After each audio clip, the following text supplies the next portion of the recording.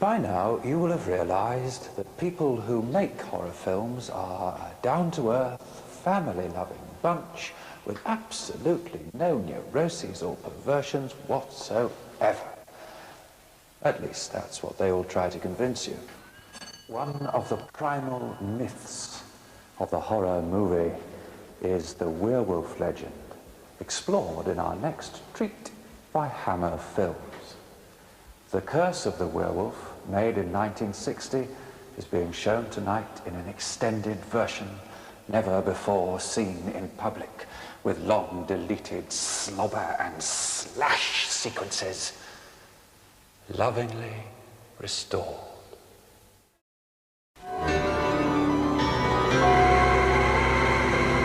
Reaching back to the vintage year of 1960, we now have Mask of Satan, also known as Black Sunday or Revenge of the Vampire. This item also features a spectacularly fertile fan in the shape of rank charm school graduate Barbara Steele, once described as the only girl in films whose eyelids can snarl. Adapted from a folk tale by Nikolai Gogol, this is notable as the debut of director Mario Bava, one of the unsung geniuses of the form. And keep an eye out for a novel way of dealing with vampires, involving a barbecue skewer and a mallet.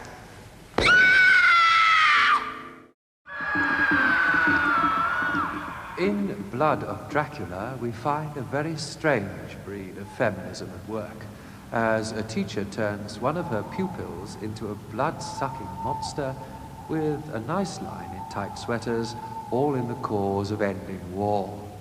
It's so nice to see a social conscience at work.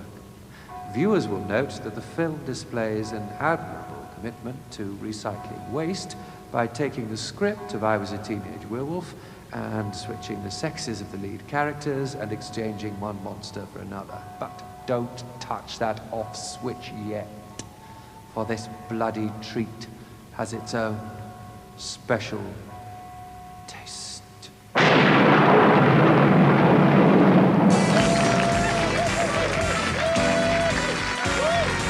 Ladies and gentlemen, live, but not as you know it, from Television Centre in the throbbing heart of West London, please welcome the High Priest of Horror, Dr. Terror!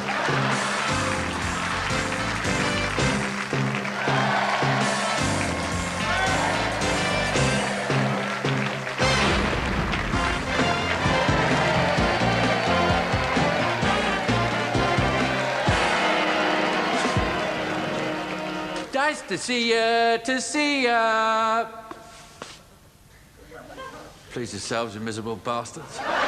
Dr. Terror here with another episode of the Degeneration Game, the show that takes ordinary people off the street, humiliates them to the point of torture, and lets them at each other in a frothing frenzy of embarrassing violence.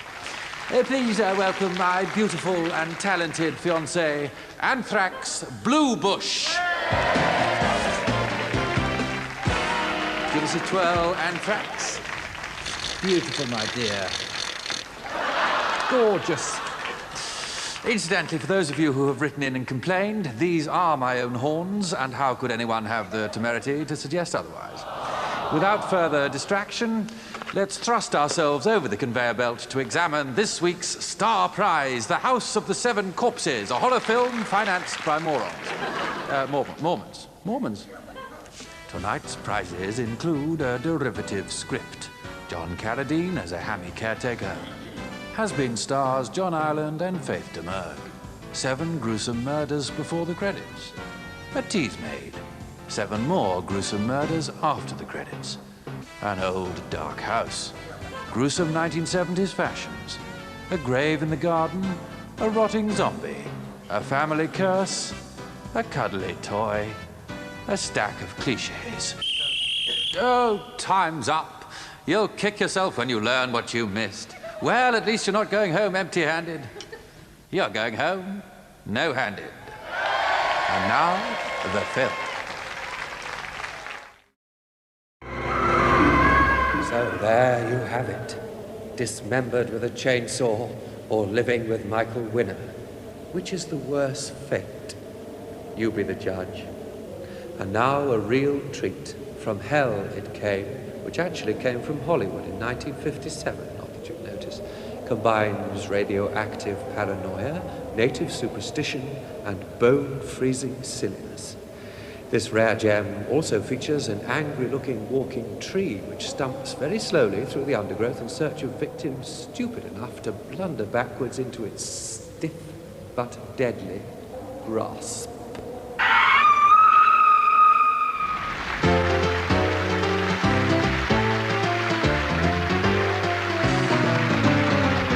Hello, my friends, to diddly-dee, and welcome to What's My Slime, the panel show in which minor celebrities who can't get work anywhere else quiz unusual individuals. This week's panel consists of novelist and critic Frank Pompous, giggly actress Amy McUnemployable, and crusty pundit Gilbert Seldom Hard. And our first mystery guest is Count Sinestre. The stranger who threatens to expose us must be struck down. I know, you're the head of the satanic cult, aren't you? You're so close, but not quite there, as the bishop said to the actress. Oh. You are a one and no mistake, Dr. T.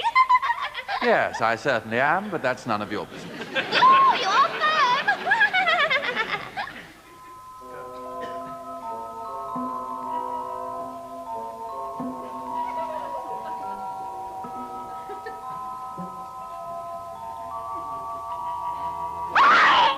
I think I've got it. Count Sinestre, Devil of Darkness, you're a werewolf, aren't you? Completely wrong there, you raving pillar. Count Sinestre, Devil of Darkness, head of a satanic cult, is, in fact, a vampire. I knew it. And why didn't you say so, you damn fool? Oh, boys, I shall have to take you in hand. And so, Devils of Darkness. I bid you welcome to my carnival of lost souls. And I should warn you, this is no ordinary fairground. Over the coming weeks, I shall introduce to you a choice selection of my fellow creatures of darkness. So, as the night draws in, take your tickets and follow me. We'll have a yabba dabba do time. We'll have a gay, oh, hi.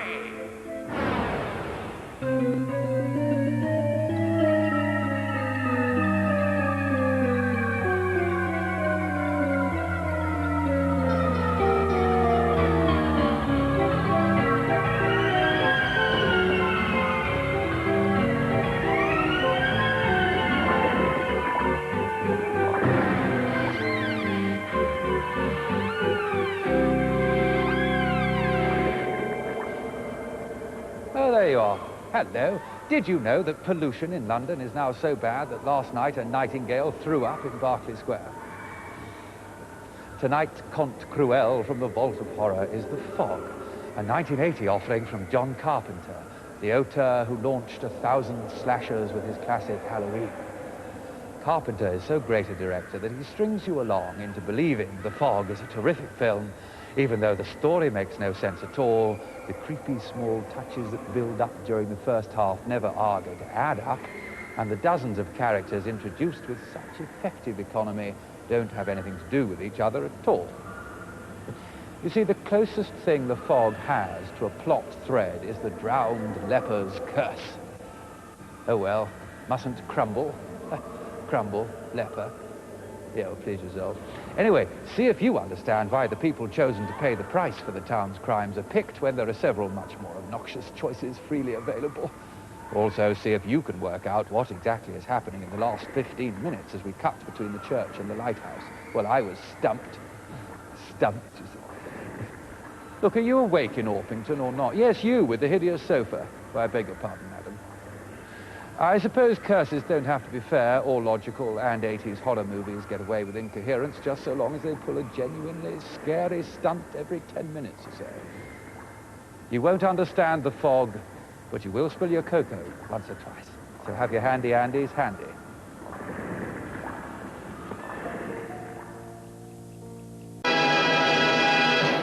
You can, of course, now return to the ordinary business of your lives, putting behind you even the memory of this visit to the vault of horror. But just remember, for some of us, every night is Halloween. Good morning, Britain.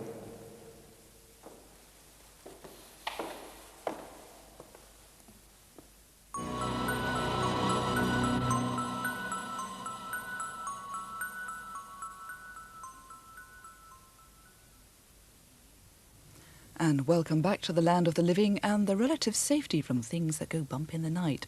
And I can tell you that over on BBC One now, an early morning journey into... And now, to introduce his second film on BBC One tonight, it's back to Dr. Terror.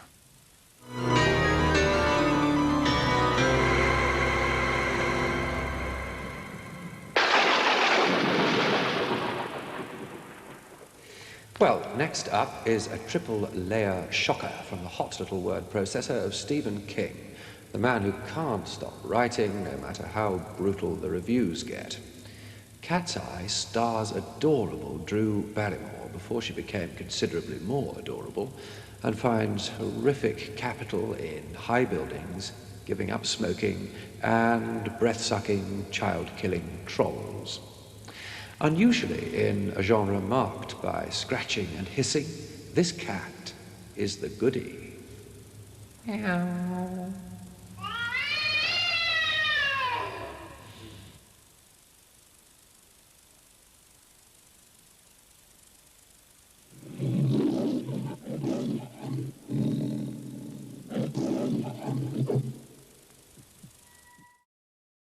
Everybody's happiness. Patricia Hodge. Pity on me. Love me. Live with me. Julie T. Wallace. I must not embarrass my husband in front of his parents. I must play the good wife. The Life and Loves of a She-Devil, beginning Monday at 10:15 on BBC One. And Sex is the name of the game over on BBC Two. In just under 5 minutes, two women set out to find an example of the world's most endangered species, a perfect partner. And now on BBC One, to take us into the night, a double helping of horror with our old friend, Dr. Terror.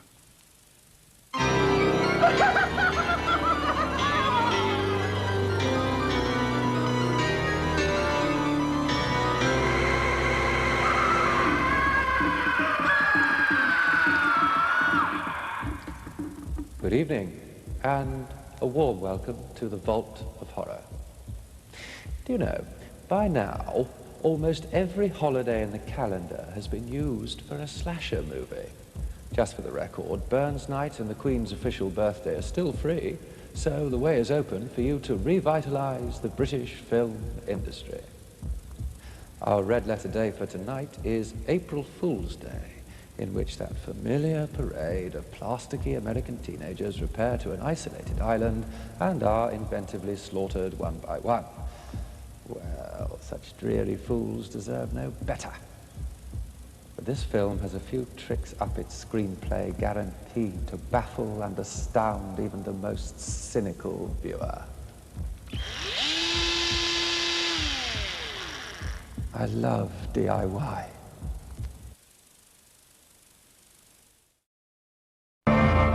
The will to love. 119 kisses in all. The will to laugh. Comedy writer of the 16th century. The will for passion. Quickly! Isabella! 51 daggers. The will for murder. Murder? Murder most foul. 49 murders, actually. The William Shakespeare. You've read the book, sat the exam. Now meet the man. The Bard. Coming soon to a box near you.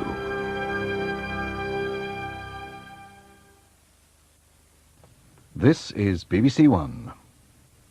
I am Dr. Terror, and I bid you welcome to my carnival of lost souls.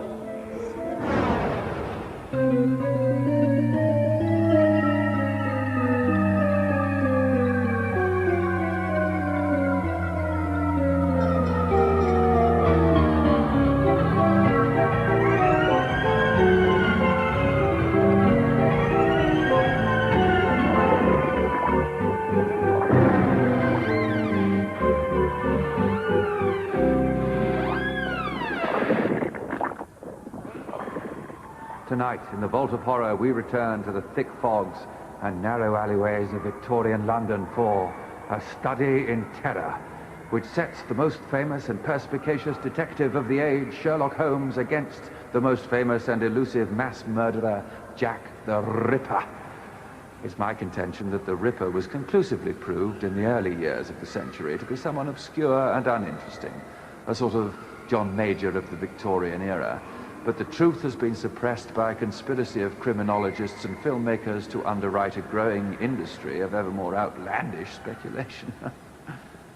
Either that or the mass murderer was definitely, as my forthcoming book will prove beyond a doubt, none other than George Formby. Every bit the 1966 version of 1888, A Study in Terror has a seriously mod feel, influenced as much by screaming Lord Such as Arthur Conan Doyle with a dose of the good old days thrown into the Hammer horror. While shadowy suspects pace the cobbles and stalwart coppers look away from corpses in disgust, I relish a marvellous cameo from Robert Morley as Sherlock Holmes's smugger brother Mycroft. Mind you, it's not many cast lists that can team up such unlikely ladies as Barbara Windsor and Judi Dench, actresses who hardly seem to be in the same business, let alone the same film. Allow yourself to be taken for a ride, first on BBC One, by television's most horrible film buff. I am Dr. Terror, and I bid you welcome to my Carnival of Lost Souls.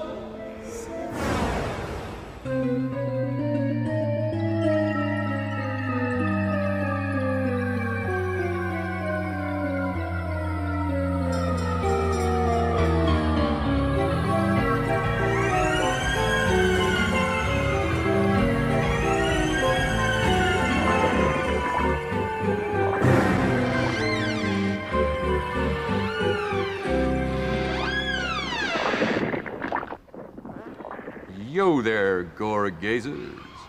Somewhere between smashing up guitars on stage and being reincarnated as a fish farmer, Roger Daltrey graced tonight's Vault of Horror presentation, The Legacy.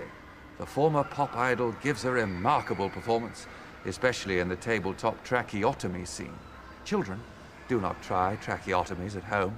You'll only ruin your mummy's best silver on those tiny little bones in your neck. This is another warning against the perils of inviting bloody stupid Americans to visit your country house while you perform a satanic ritual. Marvelous heroine Catherine Ross reveals that the secret of retaining her looks is never to move a muscle in her face, no matter how much emotion the script demands of her. Complete with a Radio 2 style theme song from Kiki D, who, and enough wandering round the countryside to please the Heritage Department, this is an especially enthusiastic entry in the Omen imitation stakes, killing off the guest stars with elaborate if mechanical regularity. So those of you impatient to see Charles Gray reduced to a pile of steaming offal should huddle near your sets to receive The Legacy.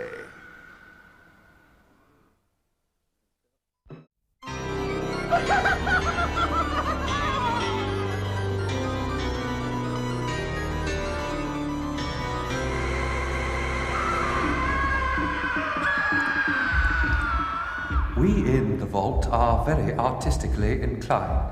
Horror, of course, is the highest of arts, and tonight's pair of chillers feature musings close to my heart. That is, if it hadn't been ripped out years ago in a blood sacrifice.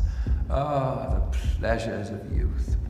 In any case, here it is, just to show you I'm a sentimental old soul.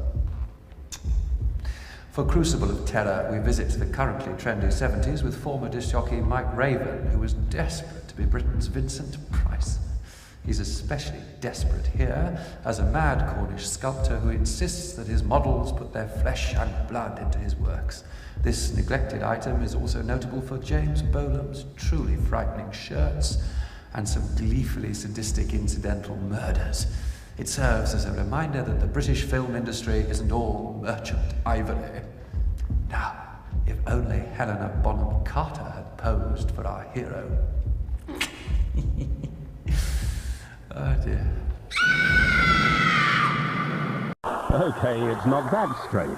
So here's the deal. Shooting Stars is at 9, Julian Clary at past, and Have I Got News for You at 10. BBC 2's Comedy Zone every Friday from 9. Don't miss it. Late Night Horror now on BBC One with The Beast of Friday the 13th. And in Part 8, Look Out New York.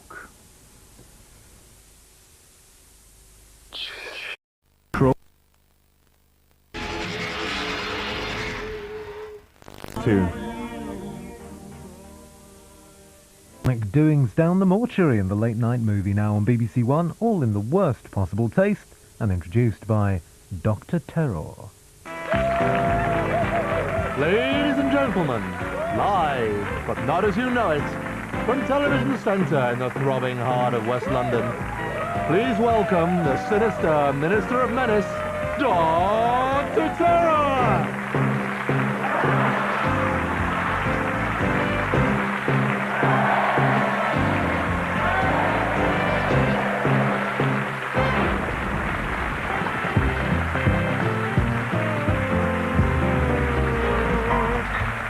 Hello there. Welcome to Puke Box Jury, the celebrity panel game in which our guests try to decide whether a given horror film will be a hit or a miss, voting on whether elements of its storyline are frightening or just stupid. Tonight, we're very happy to have with us a glamour model, Samantha Cowell, who doesn't know anything. Yeah.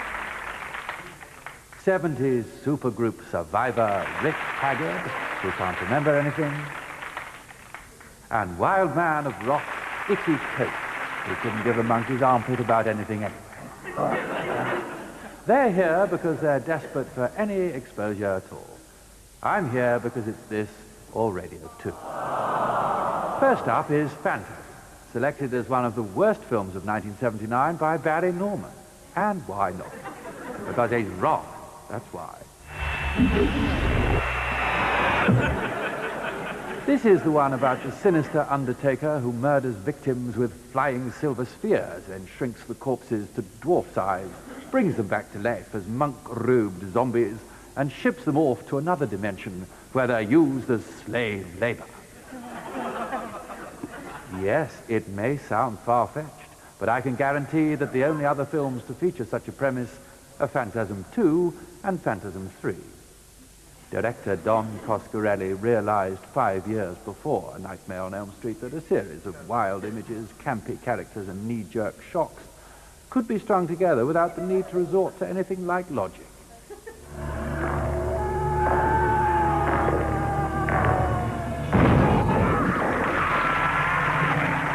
You see, it may not make sense, but it's funny, and it's scary. And that, Mr. Norman, is its job. So, jury. Smells really, really good.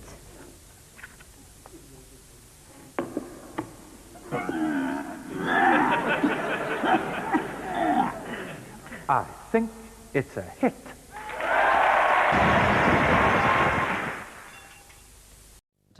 From Dr. Terror.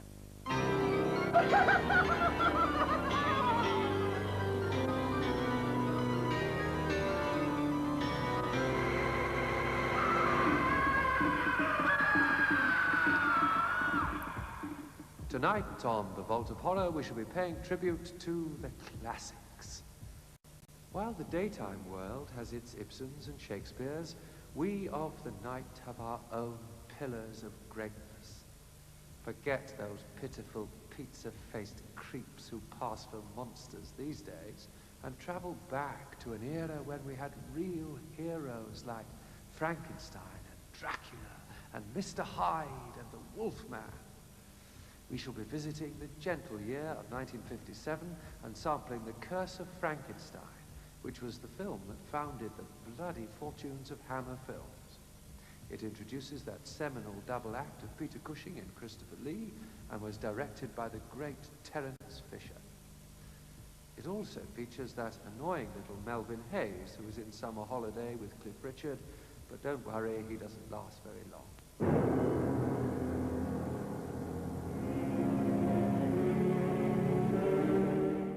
famous chat show machine is satirically savaged on BBC Two shortly when a visitor from Wayne's World takes over the Larry Sanders Show. Here on BBC One now, prepare to have your spine lightly chilled by a late-night movie double bill. Dare you enter Dr. Terror's Vault of Horror? Ladies and gentlemen, welcome. Coming up later in the programme, we'll be slowly torturing Terry Christian to death. But first...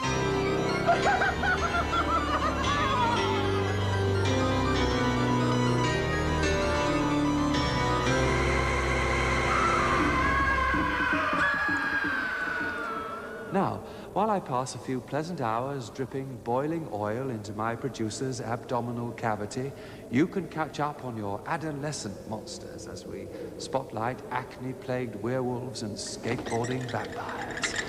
In The Lost Boys, we visit the murder capital of the USA, where sundry teenage idols are posing with plastic fangs and silly haircuts, listening to middle-of-the-road metal as they desperately try to ape their elders and betters in the blood-sucking.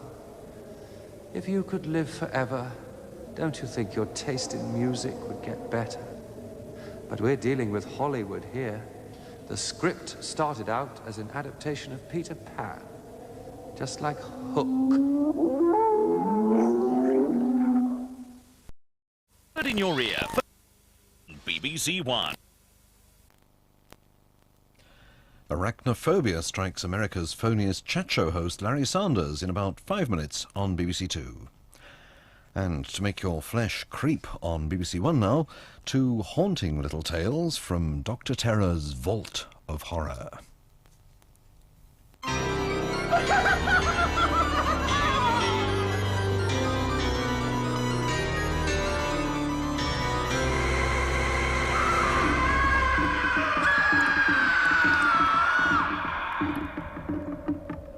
Welcome to the Haunted House of Horror on Horror Haunted Hill Horror House Haunted Hill Horror Double Bill, a tribute to imaginative titling.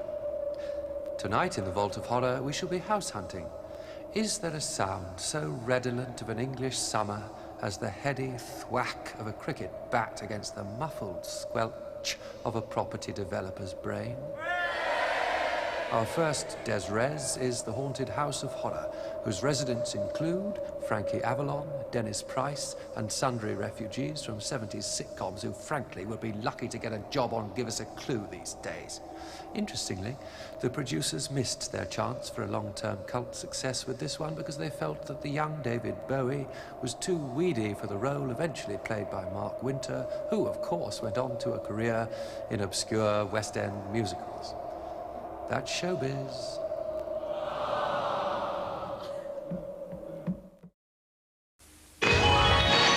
Saturday night on One. At 5:30, Steve Wright's people are guests William Roach and Take That. Bruce practices his bedside manner at 6:10. At 7:10, Annika's challenge takes her to the carnival. An injection of romance at 8. Looks like you struck lucky, Matt. Something for the weekend at 9:10, but Bernie's a bit of a dead loss. At 10:45, everyone's alive and kicking with the day's top soccer highlights. And holy Danny Bakers, it's Adam West of Batman fame and The Pretenders at 11:45.